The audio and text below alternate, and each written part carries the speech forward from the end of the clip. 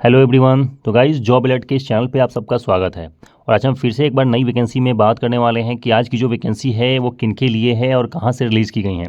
तो बात करते हैं सबसे पहले तो यहाँ पे 12th वालों के लिए बेहतरीन अपॉर्चुनिटी है, चाहे आपने आपने ग्रेजुएशन किया हो उनके लिए भी अपॉर्चुनिटी है, एमएससी किया है उनके लिए भी अपॉर्चुनिटी है, या फिर आपने बीई और बीटेक किया है तो भी आपके लिए बेहतरीन अपॉर्चुनिटी होने वाली है। सबके लिए है, तो ध्यान से समझ लीजिएगा लास्ट तक, ताकि आपको कोई भी प्रॉब्लम ना हो एप्लीकेशन फॉर्म भरने से पहले।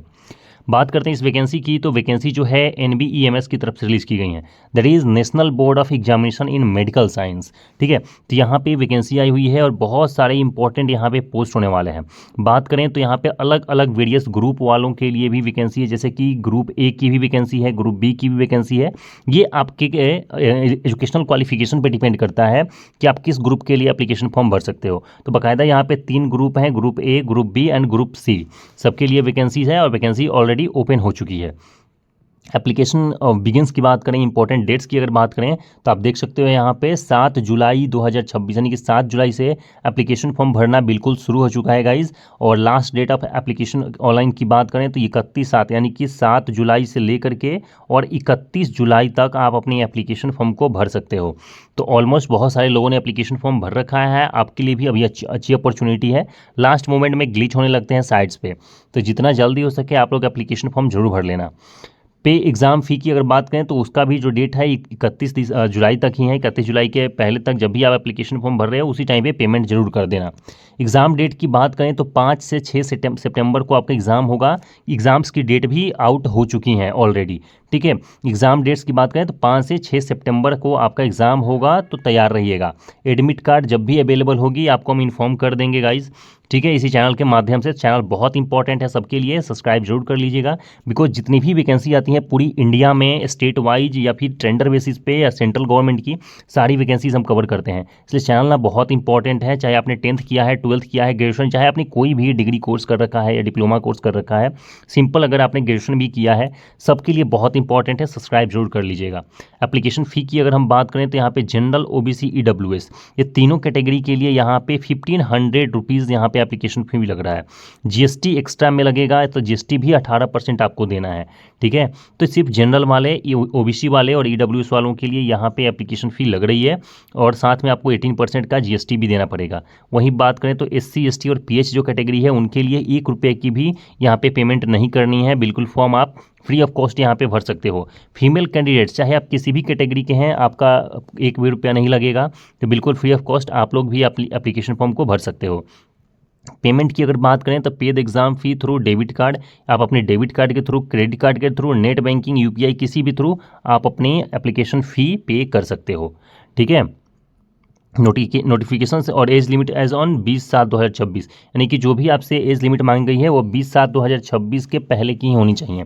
एज लिमिट की बात करें तो मिनिमम जो एज लिमिट है वो 18 ईयर्स है, maximum age limit post wise रखी गई है, यानी कि जैसी पोस्ट है उस हिसाब से ही एज लिमिट रखी गई है।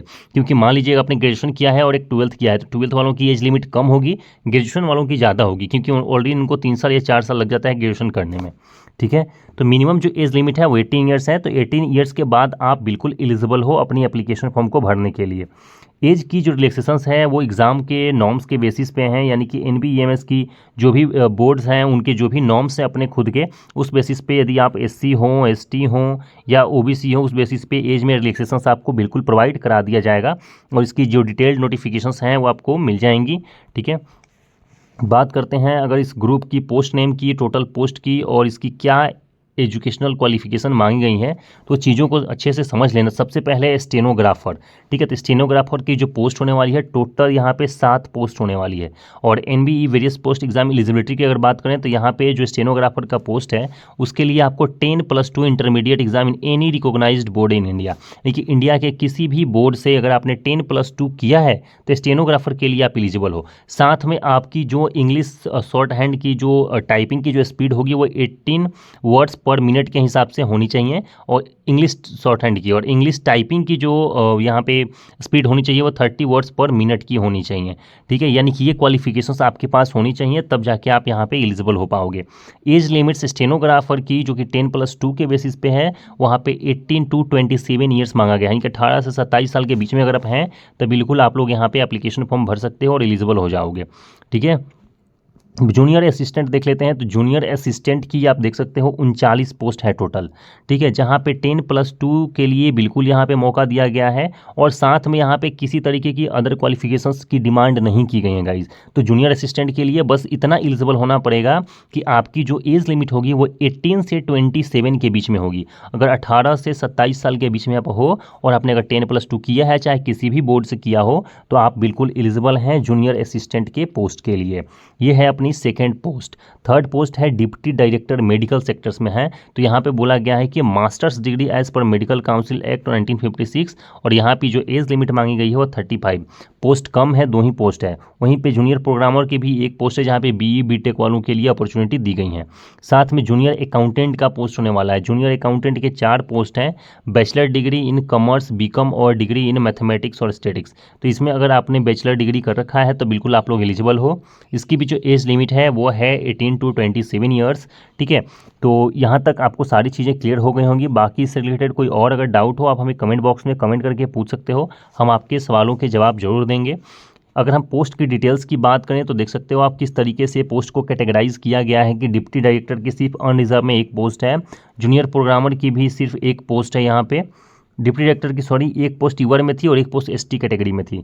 जूनियर अकाउंटेंट की बात करें गाइज तो 2 पोस्ट यूआर में है, ईडब्ल्यूएस में 1 पोस्ट है और ओबीसी में 1 पोस्ट है। तो टोटल 4 पोस्ट हैं।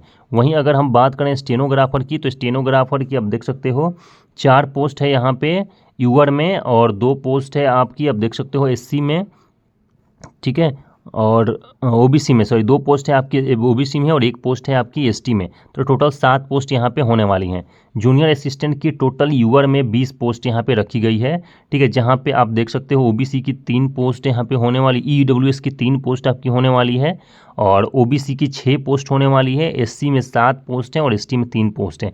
तो कुल मिला के 39 यहाँ पे पोस्ट को यहाँ पे रखा गया है जूनियर असिस्टेंट की, जिसकी एजुकेशनल क्वालिफिकेशन मात्र 10+2 है, ठीक है। तो बिल्कुल ये लोग यहाँ पे अप्लाई कर सकते हैं। तो अभी तक कोई भी अगर डाउट होगा इस तो आप हमें कमेंट बॉक्स में कमेंट करके जरूर बताइएगा और चैनल जो सब्सक्राइब करिएगा ताकि ऐसे ही आने वाली जितनी भी वैकेंसी है उसके बारे में आपको बता दी जाए, ठीक है। यहाँ पे कुछ इंपॉर्टेंट इन्फॉर्मेशंस हैं। Invited online application form group A B C west post recruitment candidates apply online form, यानी कि 7 जुलाई से 31 जुलाई के बीच का समय है, बिल्कुल अप्लाई कर लीजिएगा, ठीक है। Kindly check the collect all documents. Documents में क्या क्या लगने वाला है तो hand writing, eligibility, ID proof, address details, basic details हैं ये सारे, ठीक है। Kindly ready scan document related, यहाँ पे फोटोग्राफ सबको चाहिए, सिग्नेचर चाहिए, आईडी चाहिए, थंबनेल चाहिए, यहाँ पे कि थंब इंप्रेशंस की जरूरत पड़ेगी और कोई भी प्रूफ जैसे कि आधार कार्ड वगैरह हो वो भी सारी चलेंगी, ठीक है। तो ये कुछ यहाँ पे क्राइटेरिया दी गई हैं और इसकी जो ऑफिशियल वेबसाइट्स है वो हमारे ग्रुप्स में यानी डिस्क्रिप्शंस में आपको मिल जाएगा। वहाँ से जाके इसके वेबसाइट्स पे आप अपनी एप्लीकेशन फॉर्म को भी भर सकते हो। वहाँ से जो ऑफिशियल नोटिफिकेशन है वो भी डाउनलोड करके खुद से भी चेकआउट कर सकते हो। बाकी कोई भी अधिक जानकारी चाहिए कमेंट बॉक्स में कमेंट कर दीजिएगा और चैनल जो सब्सक्राइब कर लीजिएगा। जितनी भी सरकारी नौकरी होगी उसके लिए बहुत इंपॉर्टेंट चैनल है। Thank you so much guys, thank you.